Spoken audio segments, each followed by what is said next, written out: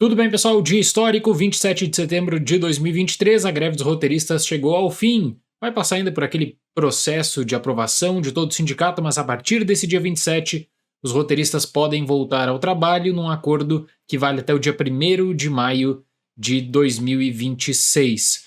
Tem muita coisa para mencionar aqui, eu peguei todo o contrato, eu vou falar sobre vários temas.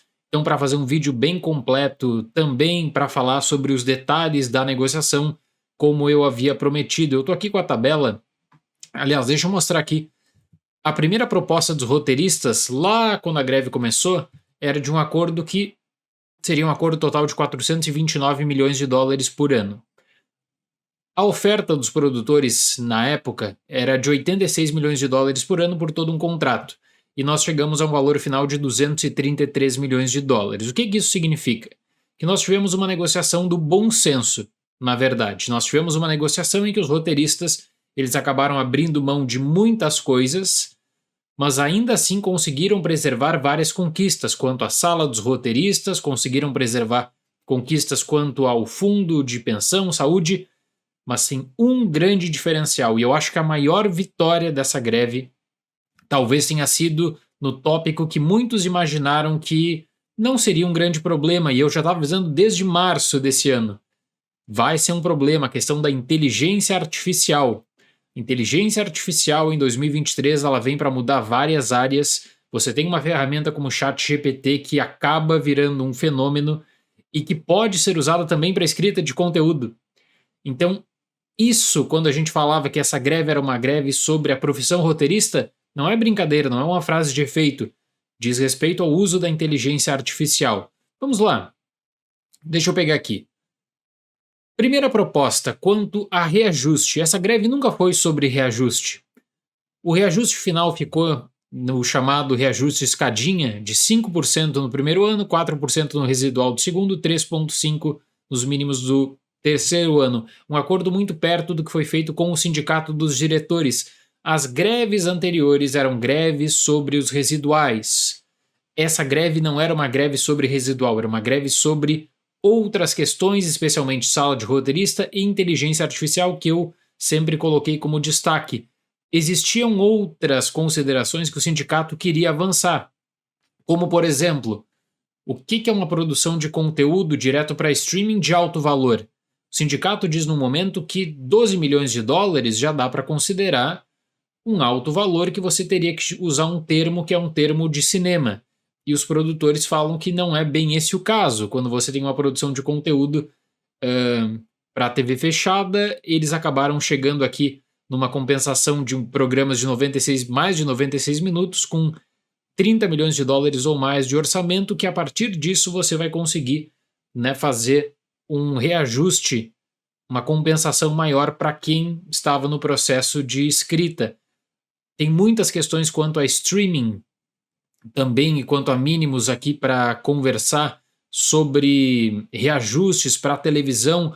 O que eu posso dizer é, essa é a greve, essa discussão final foi a discussão do bom senso. Os roteiristas poderiam estender a greve até o ano que vem, pedindo esse reajuste completo de mais de 400 milhões de dólares por ano. Eles chegaram num termo que eu considero que é um termo muito bom e muito sólido por tratar e realmente colocar no papel um acordo sobre inteligência artificial.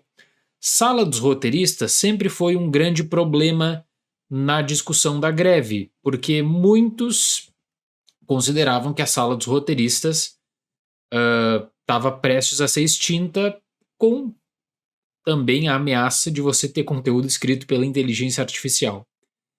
O sindicato fala sobre... Nesse acordo do sindicato nós temos mais coisas quanto a isso. Vamos lá. Tem a chamada Pre-Greenlight Room. O que é isso? Quando o programa está sendo concebido, o sindicato ele pedia pelo menos 6 roteiristas nessa fase inicial. Eles chegam num acordo do bom senso de 3 roteiristas. 3 roteiristas como, né, pelo menos 3 roteiristas. A contraproposta inicial dos produtores era de nem tocar na sala de roteiristas. Então veja, nós estamos numa greve que começa em maio, que vai terminar em setembro. Demorou até o mês de setembro para os produtores conseguirem apresentar uma proposta minimamente discutível. sabe, aquela proposta básica do meio termo, que eu sempre falava aqui nas transmissões, vamos chegar no meio termo, cadê o meio termo? O meio termo é essa proposta aqui. Tinha uma queda de braço na inteligência artificial que, na minha opinião, os roteiristas venceram, a não ser que exista uma outra sacanagem futura, que lá em 2026 esse contrato seja desfeito. E aí que seja revista a questão da inteligência artificial. Nesse contrato assinado agora, que vai até 2026, a vitória é dos roteiristas, né? Nós vamos ter um outro período de negociação no dia 1º de maio, a partir do dia 1º de maio de 2026. Mas assim, esse acordo é uma vitória dos roteiristas na principal questão que não tinha como uma queda de braço dar empate. Os roteiristas venceram essa queda de braço com muita perseverança, né? Porque eles poderiam, e aí eu lembro na cobertura que eu estava fazendo aqui no canal, que eu ainda continuo por conta da greve do SEG nas lives de sábado, e os roteiristas poderiam muito bem se desesperar e aceitar a primeira oferta.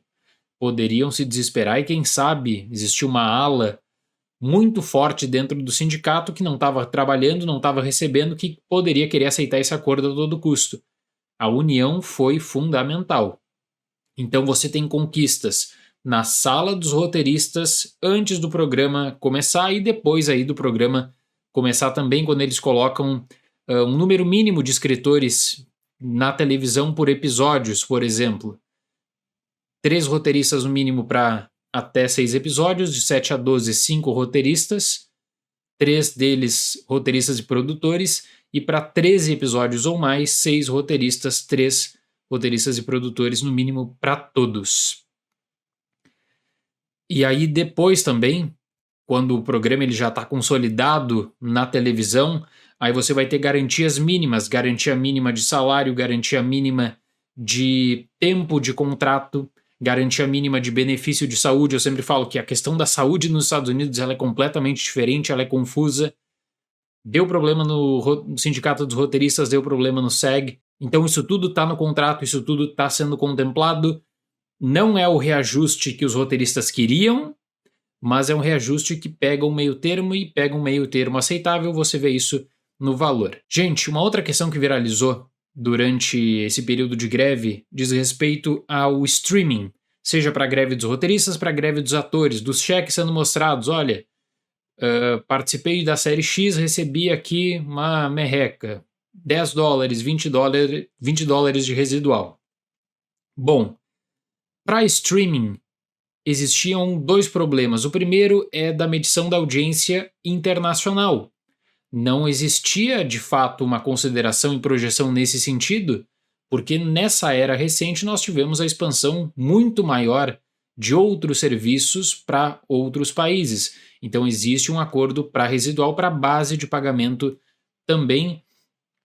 E aqui eu acho que a vitória dos roteiristas é uma vitória bem significativa pela margem que eles discutiam e pela margem que acabou sendo conquistada pelos números brutos. O que mais me interessa aqui, no entanto, diz respeito a como você vai medir os dados do streaming. Por exemplo, quem tem os números de um tempo de exibição da série da Netflix é a Netflix. Não existe uma consultoria externa, não existe ninguém mais com esse número. Você tem que confiar na Netflix, portanto. A Netflix ela tem que passar o número exato. E como que ela vai chegar no número exato?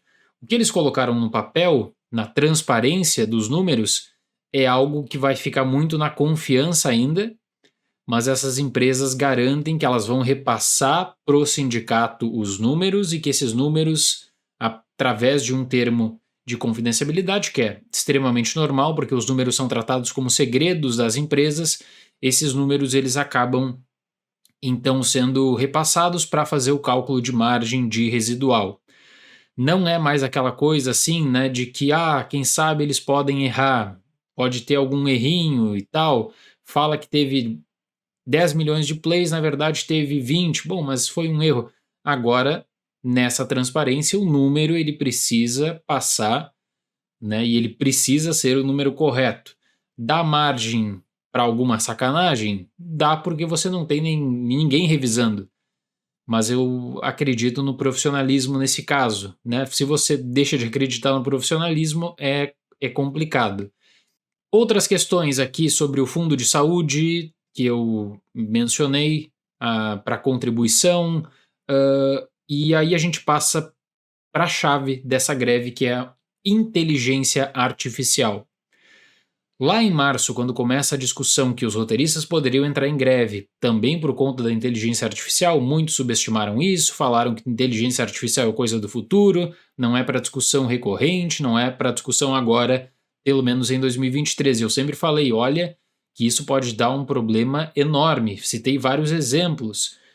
Você joga no chat GPT para fazer um piloto de um episódio a partir de uma ideia. Como é que o ChatGPT ele vai te dar algo original pela forma como ele faz o tratamento dos dados? É complicado, você pode lidar com plágio nesse sentido. Termo do contrato, que eu considero uma vitória para os roteiristas. Regulação da inteligência artificial. O material escrito pela inteligência artificial ele não é considerado um material base. O que significa isso? Ele não está no chamado Minimum Basic Agreement. Ele não entra para nada de proteção quanto à concepção de uma série, de um filme. Isso garante ao roteirista, à figura do roteirista, uma série de proteções. Porque aí o roteirista ele pode usar a ferramenta de inteligência artificial quando ele quiser, pela sua vontade. O roteirista, vamos dar um exemplo. O roteirista está sem uma ideia, está com um diálogo truncado. Ele pode chegar e ele pode usar e colocar no chat GPT, como eu tenho certeza que muitos já estão fazendo, sem, quem sabe, avisar. A empresa, ela pode auxiliar o roteirista nesse processo, a produtora pode auxiliar o roteirista nesse processo, só que a produtora ela não pode obrigar o roteirista a, por exemplo, já usar o chat GPT. A produtora não pode falar assim, você escreve o seu roteiro, só que depois a gente vai passar no chat GPT para quem sabe tirar alguma outra ideia e tal. A empresa não pode fazer isso. Qualquer uso de ferramenta de inteligência artificial deve ser um uso que parte da figura do roteirista. Qualquer material que a empresa entregue para um roteirista como uma possível base que venha da inteligência artificial, até por questões legais, e isso pode dar vários problemas, o roteirista precisa ser informado disso até para o tratamento também. E outra coisa que eu acho que é extremamente importante, a proteção que gera pro próprio roteirista, né, de que você não está trabalhando com uma base que é uma base de inteligência artificial, que esse era o problema. Do roteirista ficar como um papel secundário, do roteirista ficar como uma figura secundária diante da possibilidade da produtora chegar e dizer o seguinte, olha, estamos treinando aqui uma inteligência artificial a partir de roteiros e o roteirista, o humano, ele só vai revisar esses roteiros da inteligência artificial. Isso nesse acordo não é possível. Então, o próprio treinamento, a própria tentativa de criar algum tipo de programa de inteligência artificial, nesse sentido, é proibida pelo termo que foi assinado. Mais uma vez, o acordo inicial era 429 milhões, o desejo dos roteiristas, a resposta foi de um acordo na casa de 86 milhões de reajustes, fechamos no valor de 233 milhões, aquele, né, o meio termo. Parece que o que demorou foi a questão da inteligência artificial, porque nem mesmo, né, quando você pega aqui a questão da transparência dos streamings, não teve nada grave de impor algum tipo de empresa para verificar os números, não tem nada disso. Ainda na questão da confiança, agora a confiança formalizada no registro. Né? Então, por isso que eu digo, você tem que acreditar no profissionalismo dessas empresas, senão o clima ficaria horrível. Mas essa proposta é curioso, que só foi enviada em setembro. Se você me perguntar o porquê, eu vou te dar a resposta. Só foi enviada em setembro porque as empresas acreditavam que os roteiristas iriam bater na porta, toque, toque, toque. Nós queremos aceitar essa oferta de 86 milhões de dólares porque nós estamos sem trabalho, nós estamos sem emprego.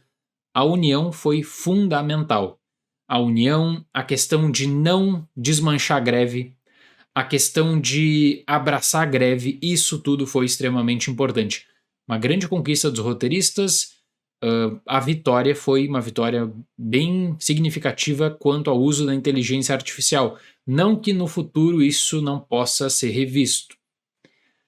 Pode ser revisto, mas dá uma tranquilidade pelo menos até 1º de maio de 2026. Certo, pessoal? Vamos continuar depois dessa discussão. Tem a greve dos atores também, que continua.